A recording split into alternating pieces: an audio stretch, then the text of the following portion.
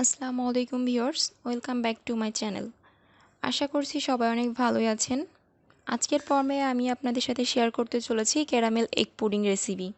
তো চলুন ভিউয়ার্স, আমরা দেখে নিই কীভাবে কোনো প্রকার ঝামেলা ছাড়াই আমরা ক্যারামেল এগ পুডিং তৈরি করব। পুডিংয়ের জন্য প্রথমেই আমাকে ক্যারামেলটা তৈরি করে নিতে হবে। এই জন্য চুলাটা অন করে আমি একটা প্যানে নিয়ে নিচ্ছি 3 টেবিল স্পুন এর মতো চিনি এবং 1 টেবিল স্পুন মতো পানি।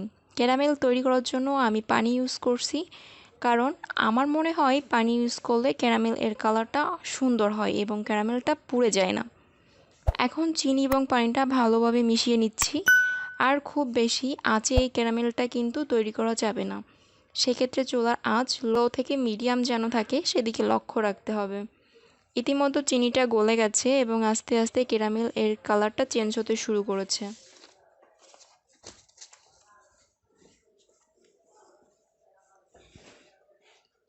ঠিক এই পর্যায়ে এসে আমি ক্যারামেলটাকে একটু ভালোভাবে নেড়ে দিচ্ছি, কেননা আমরা সবাই জানি যে চুলার তাপটা প্যানের মাঝ বরাবর একটু বেশিই লাগে। এই জন্য একটু নেড়ে মিশিয়ে দিলে ক্যারামেল এর কালার কোথাও বেশি বা কোথাও কম হবে না। খেয়াল রাখতে হবে ক্যারামেল যেন পুড়ে না যায়, পুড়ে গেলে পুডিং খেতে কিন্তু তিতা লাগবে। এখন আমার ক্যারামেল রেডি হয়ে গেছে। ক্যারামেল রেডি হয়ে গেলে চেষ্টা করবেন সাথে সাথেই পুডিংটা যে পাত্রে বসাবেন সেই পাত্রে ঢেলে নিতে।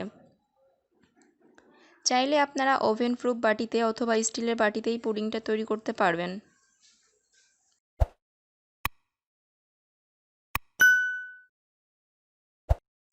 ক্যারামেলটা একটু চারিদিকে ঘুরিয়ে সমান করে নিতে হবে এবং ক্যারামেলটা খুব ভালোভাবে ঠান্ডা করে নিতে হবে।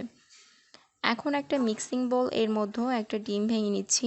ডিমটা ফ্রিজে থাকলে অবশ্যই আধা ঘন্টা আগে বের করে নিতে হবে। এখন ডিমটাকে ভালোভাবে ফেটিয়ে নিচ্ছি। ডিমটা যত ভালোভাবে ফেটানো হবে পুডিংটা তত বেশি সফট হবে। এখানে আমি 1 কাপ দুধের সাথে 3 টেবিল স্পুন চিনি মিশিয়ে জাল করে ঘন করে মিশ্রণটাকে ঠান্ডা করে নিয়েছি, যেন একটা আঙুল চুবিয়ে রাখা যায়।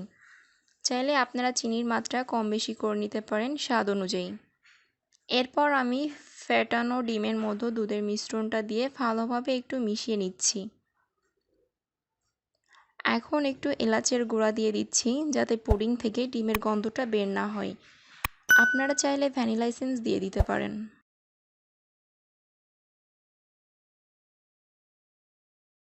এখন ভালোভাবে মিশ্রণটাকে মিশিয়ে নিচ্ছি। অন্যদিকে পুডিংয়ের পাত্রে ঢেলে রাখা ক্যারামেলটা দেখুন সেট হয়ে গেছে। এখন একটা ছাঁকনার সাহায্যে মিশ্রণটাকে সেঁকে নিচ্ছি।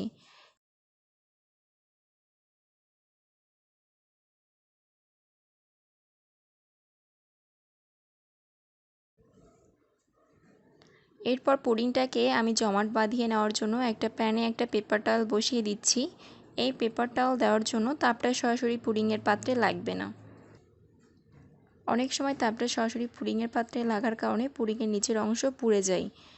এরপর আমি পুডিংয়ের পাত্র ঢেকে দিয়ে প্যানে পানি দিয়ে দিচ্ছি। পানিটা অবশ্যই পুডিংয়ের পাত্রের মাঝ বরাবর অথবা তার চেয়ে কম নিতে হবে। খুব বেশি পানি নিলে পুডিংয়ের ভেতরে পানি ঢুকে যেতে পারে। এরপর ঢাকনা দিয়ে ঢেকে দিচ্ছি। ঢাকনায় কোনো ছিদ্র থাকলে বন্ধ করে দিতে হবে এবং চুলার আঁচ হাইয়ে দিয়ে পানিটা গরম করে ফুটিয়ে নিতে। এখন দেখুন পানিটা ফুটে গেছে। এখন আমি আঁচটা একদম লো করে 10 মিনিট ওয়েট করব।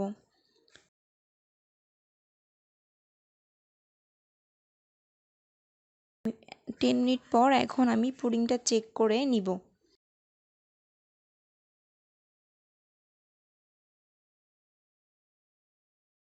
একটা টুথপিক আমি পুডিংয়ের মধ্যে দিয়ে দিলাম। টুথপিকটা ক্লিন এসেছে, মানে আমার পুডিংটা হয়ে গেছে। এখন পুডিংটা নামিয়ে নিয়ে ভালোভাবে ঠান্ডা করে নিয়ে ফ্রিজের নরমালে রেখে দিব 1 ঘন্টার জন্য। 1 ঘন্টা পর ফ্রিজ থেকে পুডিংটা বের করে নিয়ে একটা নাইফের সাহায্যে বাটির চারপাশ থেকে ছাড়িয়ে একটা পাত্রে এভাবে উল্টিয়ে ঢেলে নিই। বাটির উপরে হালকাভাবে একটু ট্যাপ করে নিতে হবে, এতে করে খুব সহজেই পুডিংটা বের হয়ে আসবে। এখন দেখুন পুডিংটা কতটা সুন্দর হয়েছে। চাইলে আপনারাও আমার রেসিপিটাকে ফলো করে মাত্র একটা ডিম দিয়ে 10 মিনিটের মধ্যে বানিয়ে ফেলতে পারেন ক্যারামেল এগ পুডিং।